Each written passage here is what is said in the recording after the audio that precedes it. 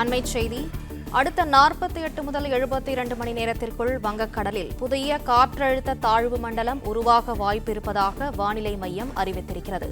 கூடுதல் விவரங்களை செய்தியாளர் மாணிக்கம் வழங்க கேட்கலாம். மாணிக்கம், வணக்கம். வானிலை மையத்திலிருந்து என்ன அறிவிப்பு வெளியாகியிருக்கிறது, விரிவா சொல்லுங்க.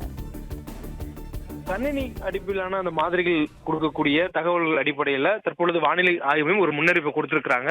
அந்த முன்னறிவிப்புல வரக்கூடிய 72 மணி நேரத்துல ஒரு குறைந்த காற்றழுத்த தாழ்வு பகுதி உருவாவதற்கான வாய்ப்பும் அது காற்றழுத்த தாழ்வு மண்டலமாக வலுவதற்கான வாய்ப்பும் இருப்பதாக வானிலை ஆய்வும் தெரிவித்திருக்கிறாங்க. தொடர்ந்து அது புயலாக வலுப்பெறுமா அல்லது எந்த திசையை நோக்கி நகர்ந்து செல்லும், அதனால் ஏற்படக்கூடிய தாக்கங்கள் என்னவாக இருக்கும் என்பதெல்லாம் பின்னர் வரக்கூடிய நாட்களில் தெரிய வரும் எனவும், தற்போதைய சூழல்ல முதற்கட்டமாக ஒரு சுழற்சி நிலவுகிறது. அதாவது அந்தமான் கடல் பகுதிகளில் ஒரு வளிமண்டல சுழற்சி நிலவுவதாக வானிலை ஆய்வு மையம் ஏற்கனவே அறிவித்திருக்கக்கூடிய சூழல்ல அதனுடைய தாக்கத்தால் வரக்கூடிய 48 மணி நேரத்திற்கு பிறகாக ஒரு குறைந்த காற்றழுத்த தாழ்வு பகுதி உருவாகி அது காற்றழுத்த தாழ்வு மண்டலமாக வலுவடைவதற்கான வாய்ப்பு இருப்பதாக வானிலை ஆய்வு மையத்துடைய தகவல்ல சொல்லப்பட்டிருக்கிறது.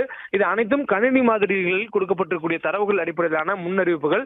இது தொடர்ந்து பல்வேறு வானிலை காரணிகளை ஆராய்ந்து அதன் அடிப்படையில உருவாவதற்கான வாய்ப்புகள் இருக்கிறது என்பதை உறுதி செய்ததற்கு பிறகான அதிகாரப்பூர்வ பின்னர் அறிவிக்கப்படும் என்று வானிலை ஆய்வு மையத்தால் சொல்லப்பட்டிருக்கிறது. தற்போதைய சூழல்ல வடகிழக்கு பருவமழையினுடைய தீவிரத்தன்மை தமிழ்நாட்டில் சற்று வலு குறைந்திருக்கக்கூடிய சூழல்ல இந்த குறைந்த காற்றழுத்த தாழ்வு பகுதி உருவாகும் பட்சத்தில் மீண்டும் அது தமிழ்நாட்டை நோக்கி நகர்ந்து வரும் பட்சத்தில் மழைக்கான வாய்ப்பு தமிழ்நாட்டில் மேலும் வலுவடைவதற்கான வாய்ப்புகள் இருப்பதாக சொல்லப்பட்டிருக்கிறது.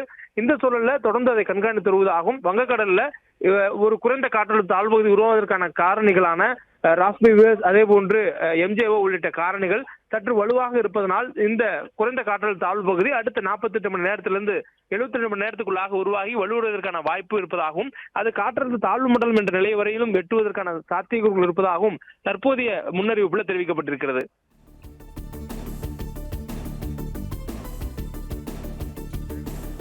விவரங்களுக்கு நன்றி மாணிக்கம்.